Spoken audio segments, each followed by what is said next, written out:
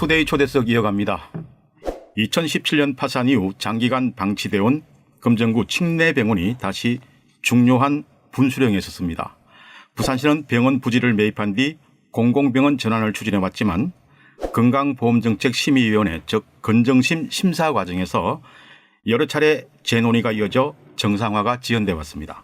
최근 건정심 현장 방문을 앞두면서 사업 추진 여부를 가를 중요한 국면에 들어섰다는 평가가 나오고 있습니다. 오늘은 부산시의회 복지환경위원회 소속 이준호 시의원과 함께 칡내병원 정상화의 현재 상황과 전망 짚어보겠습니다. 안녕하십니까? 네, 안녕하십니까. 이준호입니다. 네. 현재 칡내병원 정상화 논의가 어디까지 진행되는지부터 여쭙겠습니다. 네, 이 칡내병원은 2017년 파산 이후 장기간 방치되어 왔는데요. 부산시가 499억 원을 들여 매입한 뒤 공공병원 전환을 추진해 왔습니다.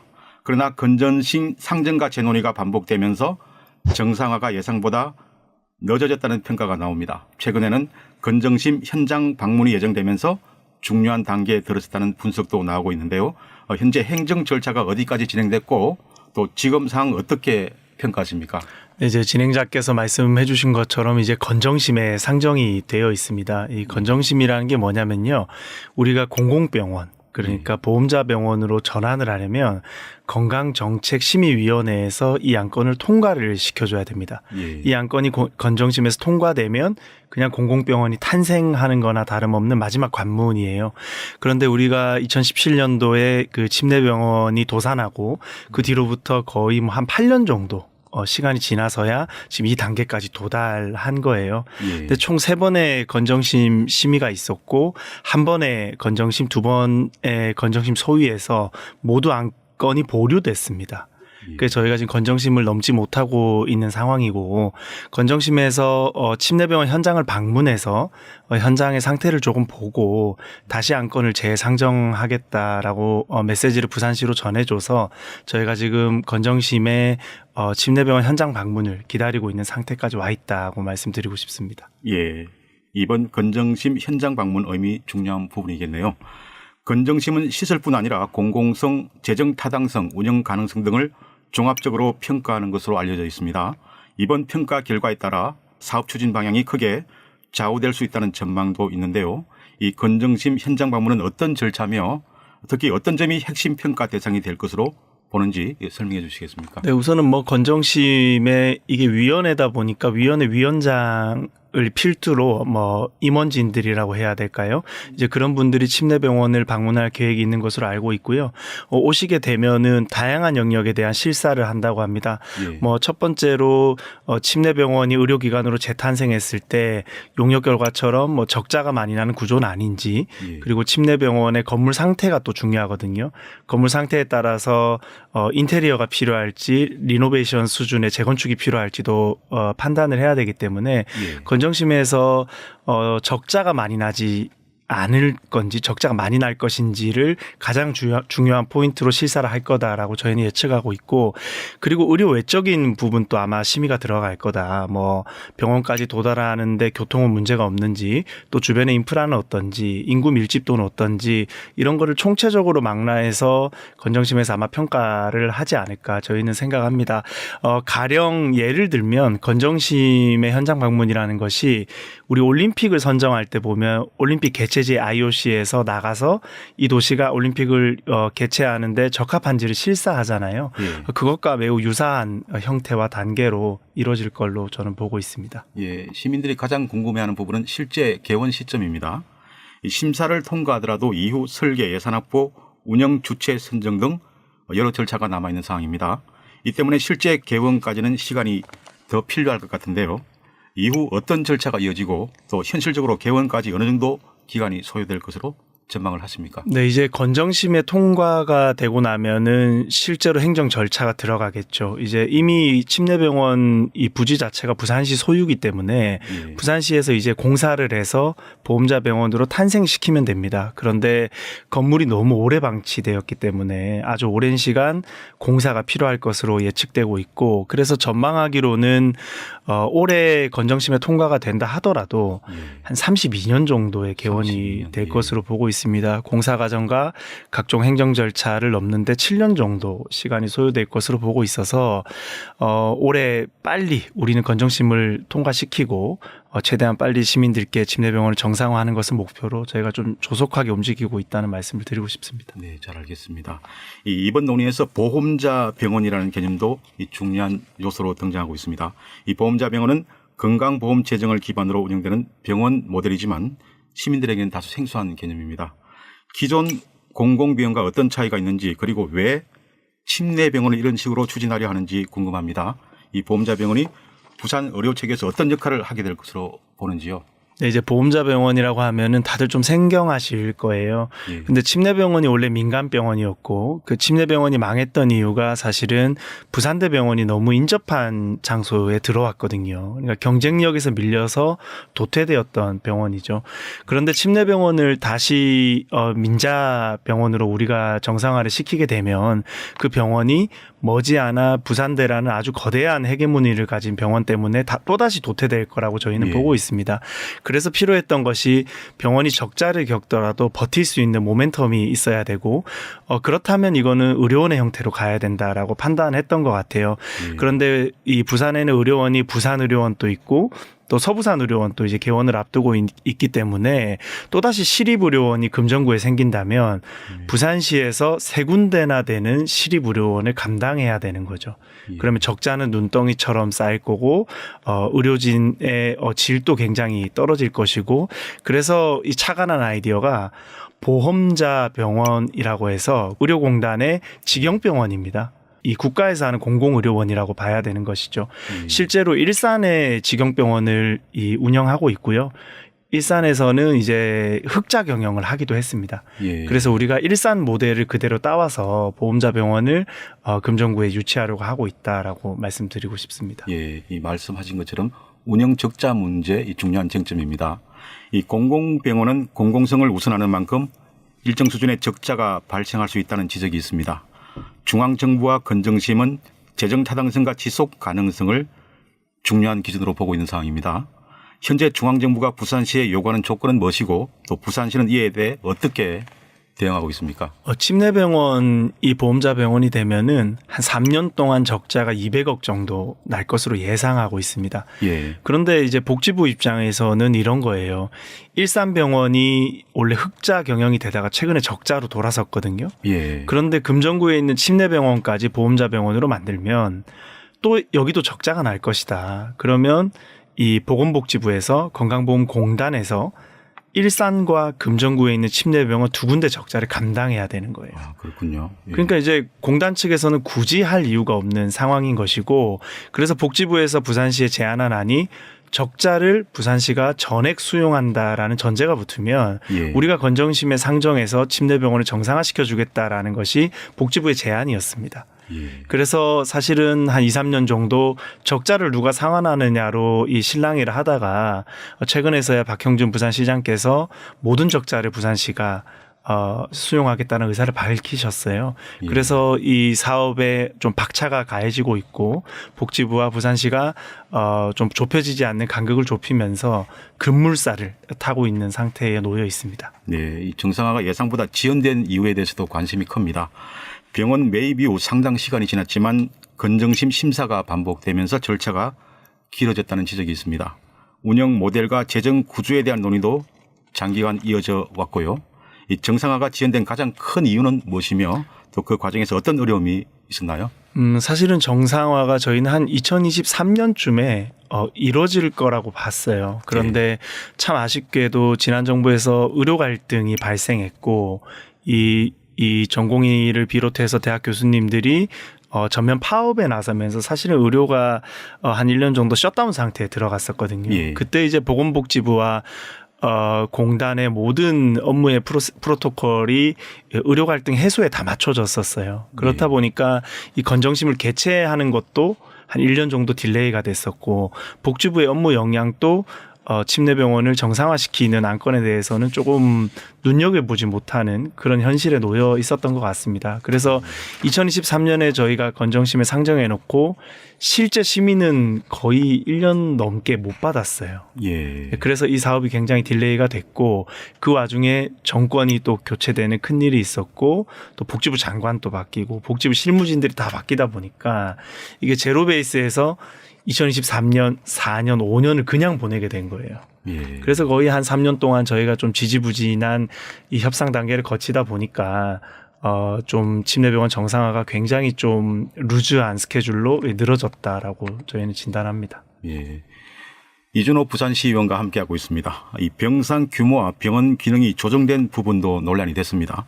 초기에는 500병상 규모가 검토됐지만 이후 300병상 규모로 조정되면서 계획이 축소된 것 아니냐는 지적도 있었습니다. 반면 현실적인 운영을 위한 조정이라는 분석도 나오고 있는데요. 이 병상 규모가 변경된 배경 그리고 현재 계획의 방향 설명해 주시겠습니까? 글쎄요. 저는 이 부분을 사실은 논란으로 보지는 않아요. 왜냐하면 처음 계획 단계에서 사업을 끌고 오다 보면 사실은 사업을 계속적으로 수정해 나가야 되거든요. 네. 뭐든지 처음에 계획한 것대로 100% 우리가 예측한 대로 맞아 떨어지면서 사업이 가는 것도 중요하겠지만 사실은 실상 이 정도로 예산이 많이 들어가는 사업은 진행하다 보면 분명히 로스가 발생합니다. 예. 그때마다 행정에서는 아주 발빠르게 사업을 수정해 나가야 되는 것이고요. 병상을 500병상에서 300병상으로 줄인 것은 적자를 조금 줄이기 위한 행위였다고 봐야 되고 그리고 저는 앞으로도 이 사업이 조금 더 신속하게 진행되려면 조금 더 사업의 수정들이 많이 필요할 것이다. 예. 그래서 부산시에서 노련하게 이 침례병원 정상화를 위해서 전략을 수정해 나가는 것이지 이것을 구태여 논란 지점으로까지 보는 것은 저는 좀 과도한 일각의 해석일 뿐이다라고 생각을 하고 있습니다. 예. 이 금정구 주민들에게는 응급실 공백 문제가 매우 중요한 현실적 문제입니다. 침례병원 폐원 이후 응급의료 접근성이 크게 떨어졌다는 지적이 이어지고 있고요. 또 주민들은 응급실 기능 복원을 가장 우선적으로 요구하고 있습니다. 향후 정상화될 경우 이 응급실이 포함될 수 있는지 또 어느 수준의 서비스가 가능할 것으로 보십니까? 네, 이제 금정구가 원래 23만의 인구였는데 침례병원이 도산하고 나서 지금 거의 19만을 앞두고 있습니다. 예. 20만 초반인데요. 이 응급실이 없는 도시에 산다는 게 굉장히 두려운 이 지점이고 나와 내 가족의 목숨과 안전이 안전하지도 않을 수 있다라는 전제를 깔고 생활을 해야 되거든요. 그래서 응급실 유치가 하루빨리 필요한 것이고 우리가 종합병원으로 가려는 것은 응급실이 동반되기 때문입니다. 종합병원은 무조건 응급실이 필수적으로 유치가 돼야 되거든요. 예. 그래서 일각에서는 뭐 침례병원이 정말 메가톤급 큰 병원으로 재탄생해서 지역의 큰 이 의료를 담당해야 된다고 생각하지만 실제로 거주하는 주민들은 응급실만 있으면 된다라고 생각을 하세요. 그래서 우리는 침례병원을 정상화하면서도 응급실을 가장 중요한 안건으로 보고 최상의 서비스 질을 시민들께서 보장받을 수 있도록 응급실을 저희가 원포인트로 사실상 기획을 하고 있다고 생각하시면 되겠습니다. 예. 침례병원 폐원 지역사회에 미치는 영향이 적지 않습니다. 의료 접근성 저하뿐만 아니라 지역 정주 여건과 상권에도 영향을 미쳤다는 평가가 있습니다. 병원 정상화는 단순한 의료시설 복원을 넘어 지역 회복과도 연결되는데요. 의원께서는 침례병원 정상화가 지역사회에 어떤 의미를 갖는다고 보시는지요? 이제 침례병원이 제가 앞서 말씀드린 것처럼 금정구 인구 붕괴의 사실은 첫 번째 요인입니다. 예. 응급의료 서비스를 하지 못하는 도시가 금정구가 되어버렸고 그로 인해서 인구 유출이 어마무시하게 일어나고 있어요. 근데 침례병원이 있는 동네 이름이 남산동이거든요. 예. 남산동이 그 토지가 너무 좋아서 집을 아무리 지어도 다 남쪽으로 보고 있다라고 해서 남산동입니다. 예. 그 양지 바르고 역사와 전통이 있는 그 동네가 비어가고 있어요. 약간 슬럼화가 많이 진행되어 있고 침례병원 주변으로 밤 11시까지 불빛이 반짝반짝 들어왔던 그 번화되었던 거리들이 다 불이 꺼져 있습니다. 그래서 정말 우리가 경제적으로도 이 많은 타격을 입고 있고 또 아까 말씀드렸듯이 인구 유출 그리고 그중에서도 어린아이를 키우고 있는 젊은 세대들이 대거 이 사성 신도시로 이전해가는 이런 현상을 겪고 있기 때문에 우리가 단순히 침례병원을 의료로만 볼 것이 아니고 예. 지역사회의 경제, 부동산 그리고 인구 방어까지도 총체적으로 침례병원을 우리가 생각해서 하루빨리 해야 된다라고 생각합니다. 예. 이 최근에는 침례병원 정상화를 둘러싸고 정치권 공방도 이어지고 있습니다. 침례병원 정상화는 단순한 의료 정책을 넘어 지역 현안이자 시민 삶과 직결된 문제임에도 최근 정치권에서는 사업 추진 과정과 책임 소재를 둘러싼 공방이 이어지고 있습니다. 누가 정상화에 기여했는지 또는 정상화가 지연된 책임이 어디에 있는지를 두고 여야 간 입장 차이가 나타나고요. 이 문제가 정치적 쟁점으로 비하하는 모습도 보이고 있습니다. 일각에서는 이러한 정치적 공방이 사업 추진에 도움이 되기보다 오히려 행정적 판단과 이 정책 결정 과정에 부담으로 작용할 수 있다 우려도 제기하고 있는데요. 의원께서는 그동안 정치적 공세를 중단하고 정상화에 집중해야 한다고 강조해 오셨는데 현재 정치권 움직임을 어떻게 보고 계시는지 또 이러한 정치적 논쟁이 침례병원 정상화 추진 과정에 어떤 영향을 미칠 수 있다고 보시는지 설명해 주시겠습니까? 네, 제가 이제 사실 이 질문을 굉장히 기다렸는데 저는 사실은 침례병원과 관련해서 민주당 분들이 하는 행태를 보면 좀 화가 많이 나는 지점이 있어서 방송에서도 수차례 분노감을 표출하기도 했고 예. 또 페이스북에도 제가 분노감을 많이 표출하기도 했는데 정치를 하다 보면 어떻게 한 정당이 모든 일을 하겠습니까? 시에서 해야 될 일, 국회에서 해야 될 일, 또 구에서 해야 될 일, 이 당과 저 당이 협치해야 될 일이 있으니 어떤 사업이든지 간에 모두가 함께 한 것이죠. 자, 그런데 침례병원과 관련된 일들을 뜯어보면 침례병원은 시비 절반, 국비 절반 사업입니다. 이 침례병원에 해당되는 국회의원은 국민의힘 소속이고요. 침례병원이 해당되는 부산시의회 소속은 국민의힘 소속입니다. 접니다. 예. 그러니까 저희가 국민의힘 소속 국회의원과 국민의힘 소속 시의원과 국민의힘 소속 부산시장이 침례병원을 정상화하기 위해서 부지 매입하고 건정심까지 상정하느라 정말 많은 시간을 소비를 했습니다. 예. 그 과정 동안 민주당은 단 한 차례의 협조도 없었고요. 협조를 할 수 있는 정치적 구조가 아니죠. 왜냐하면 시의원, 국회의원, 구청장, 시장이 다 국민의힘이니까요. 예. 자, 그런데 최근에 변성환 민주당 부산시당 위원장이 돌연 정권이 교체되고 나서 기자회견을 열어서 저희 보고 숟가락 얹지 말라는 말씀을 하시더라고요. 근데 저는 민주당에서 침례병원 저희가 함께 하겠습니다. 침례병원 저희가 성공시키겠습니다. 이 정도 코멘트면 저희가 납득을 할 수 있는데 갑자기 대뜸 날라와서 저희 보고 숟가락 얹지 마라. 라고 하니까 저희가 하고 싶은 표현을 돌연 자기네들이 하니까 예. 여기에 있어서 이게 아무리 이 정치가 비열하고 이 남의 사업을 빼들어가서 홍보하는 게 가능하다고 하더라도 이런 식으로 하는 거는 좀 너무 잘못됐다. 그래서 제가 변성환 신당위원장께 침례병원이 어느 동네인지조차도 모르시지 않느냐라는 말을 이 타 방송에서 몇 번 했는데요. 저는 더 이상 침례병원 안건을 저희 당도 마찬가지고 민주당도 마찬가지고 정치화는 그만하면 좋겠습니다. 예. 이제 이 안건은 시민의 목숨과 생명을 지키는 일이기 때문에 자꾸 기자회견 해가지고 어느 정당이 했니 말았니 이러면서 흔들고 숟가락 올리지 말라고 코멘트하고 이런 거는 좀 이제 멈추면 좋겠다는 말씀을 꼭 드리고 싶어요. 예, 잘 알겠습니다. 일각에서는 민간 방식 검토 필요성도 제기하고 있습니다. 공공병원으로 추진하는 것이 바람직하다는 의견과 또 현실적인 대안을 검토해야 한다 의견이 맞서고 있습니다. 의료 공백 해소를 위해 다양한 방안을 검토해야 한다는 주장도 있고요. 침례병원 정상화 방향에 대해 입장은 무엇입니까? 네, 일단은 공공병원화가 1순위입니다. 예. 왜냐하면 침례병원이 정상화돼도 적자를 겪을 가능성이 매우 크기 때문에 민간병원을 유치하게 되면 아주 오래 버티지는 못할 것이다라는 게 정설이기 때문에요. 예. 공공병원화를 하는 게 1순위고 하지만 공공병원화에 실패하게 되면 또 주민들에게 어떻게든지 응급실을 만들어 드려야 되잖아요. 그래서 최악의 경우에는 민자매각까지도 강력하게 검토를 해서 좀 영세하지만 응급실이 동반된 병원이라도 저희가 유치를 해야 된다라고 저는 생각하고 있습니다. 예. 마지막으로 향후 전망 여쭙겠습니다. 이번 건정심 현장 방문은 중요한 분수령이 될 것으로 보입니다. 향후 일정과 정상화 가능성을 어떻게 전망하고 계신지, 또 침내병원 정상화를 위해 가장 중요한 과제는 뭔지, 그리고 금정구 주민들과 부산 시민들에게 전하고픈 말씀 부탁하겠습니다. 네, 우선은 3월 달에 이 건정심 위원들을 침내병원에 모시려고 부산시에서 엄청난 노력을 많이 기울이고 있습니다. 예. 꼭 3월 달에는 이 건정심 현장 방문이 성사가 돼서 침내병원이 부디 시민의 품에 안길 수 있으면 좋겠다라고 저도 기대를 하고요.